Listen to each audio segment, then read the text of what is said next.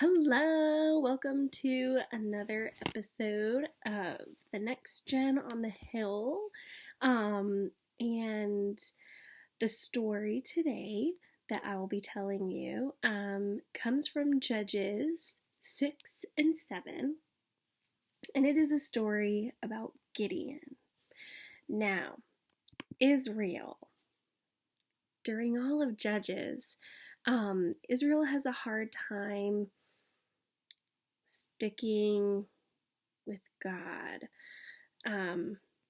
It goes back and forth between them loving and obeying God for a time, but then they turn away from God and start doing their own thing. And then God sends someone to help them. And then they turn back to God and love Him and obey Him and worship Him. But then after a time, they forget about God and go back to doing their own thing. So it goes back and forth a lot. So this is one of those they turned away from God times. So they started worshiping idols. They had made gold calves and were worshiping those instead of God. So to punish them, God had taken away their farms, their farmland, which gave them food. For 7 years, God would let another nation called the Midianites come in, camp out, and it would destroy their lands, their crops, and they would take all of the livestock, like the cows and sheep, and they would use that for their food. So it'd kind of take all the food away from the Israelites. So that's how God had punished them for 7 years. They didn't get much good food because the Midianites were coming in and destroying their lands. After the 7 years, God decided to save the Israelites from the Midianites using a man named Gideon. Gideon wasn't so sure that he was the right man for the job. Gideon asked God to prove himself. Say, God, I just don't know. This doesn't seem like my job. So he wanted God to kind of prove himself. Prove that, yes, I am the one that you want to do this big job. Gideon told God that he would place a piece of fleece. Let's pretend this tissue is a piece of fabric, fleece. He would place this fleece overnight on the ground. And if he woke up in the morning, and you know how there's dew on the ground when you wake up sometimes in the summertime, it makes the ground wet and flowers and leaves, everything wet. So he wanted to place this on the ground. And he said, God, if you can put the dew only on this piece of fleece, but the whole rest of the land be dry, maybe then I'll believe you. Believe that I'm the one you want to help save the Israelites. So he woke up the next morning and he could wring it out. He filled a whole bowl full of water, and everywhere else in the ground was dry. Well, he wanted to do that test one more time. Only this time the opposite. Okay. I'm going to put the fleece out, and this time, if the fleece is dry, if the fleece stays dry where everywhere else is wet, then I'll know. And sure enough, God did it. He put the fleece out, and everywhere else it was wet, but then the fleece was stone dry. So that helped Gideon know and trust God. So Gideon and some of his father's servants went in the middle of the night and tore down the altar that they had made to this false god Baal.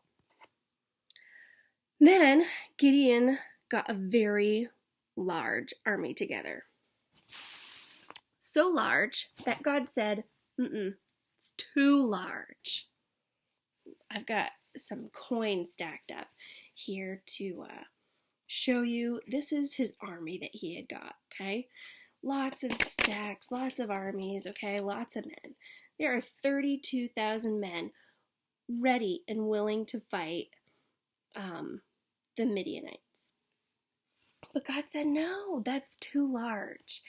If an army of that size defeats the Midianites, they're going to think that it was their strength in numbers that helped them succeed, rather than God's strength and help.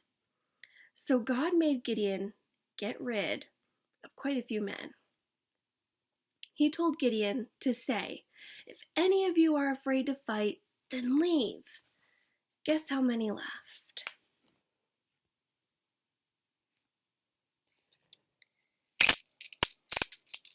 They were afraid. They left. They were afraid. They left. 10,000 people remained. 22,000 men left. There were 32,000. 22,000 left. And if you can subtract 32 and 22, you only get 10. 10,000 men were left, okay? And God said, even that was too many. He wanted to make Gideon's army even smaller. So Gideon said, okay, God. So God wanted them to take him down to the river and see how they drink. Are they going to lap it up like a dog would drinking water? Or are they going to get down on their hands and knees and cup it and just sip? Based on how they drank the water, if God said, Gideon, if you see anyone drinking it like a dog, tell him to leave. Tell him to leave. By the end, I'm taking away this big stack. By the end, 300 men were left. It went from 32,000 to 300 men. How would you feel if you were Gideon? Do you think that's a big enough army? He sure didn't think so. He was getting worried. He was getting very worried. How am I supposed to defeat the Midianites? They're evil, they're mean. How am I going to do this? Well, God told him to go in the night to spy on the Midianites that were camped out. He said, if you go and listen, you'll be encouraged to attack and win. So Gideon went in the middle of the night with his servant and listened in. And there was two men who were talking. One had just woken up from a bad dream, and he was telling the other one about it. There was a giant bread wheel, and it just came rolling down through our camp, and it crushed the tents. Well, the other man said, that must only mean that Gideon has been sent by God and will defeat us. Gideon snuck back out and was amazed. Now he was confident that they could do this. So during that night, Gideon got everyone up. He gave everyone a trumpet to blow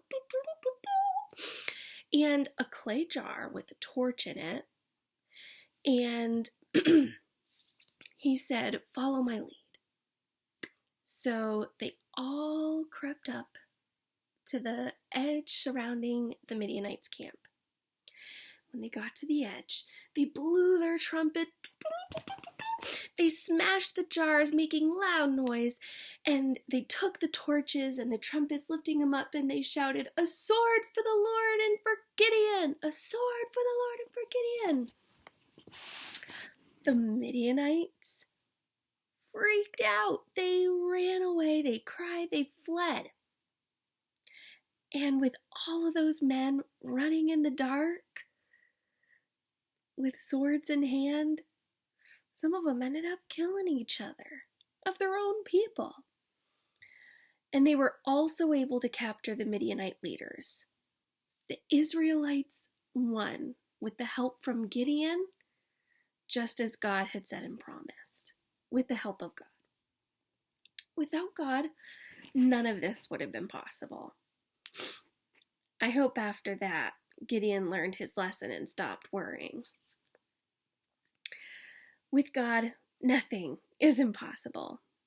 So maybe the next time you're in a tough situation, know that God can give you strength and He wants to help you, just as He was able to help the Israelites win against the Midianites. Just ask and He will. I hope you have a good rest of your day and look out for the next video posted tomorrow. Take care.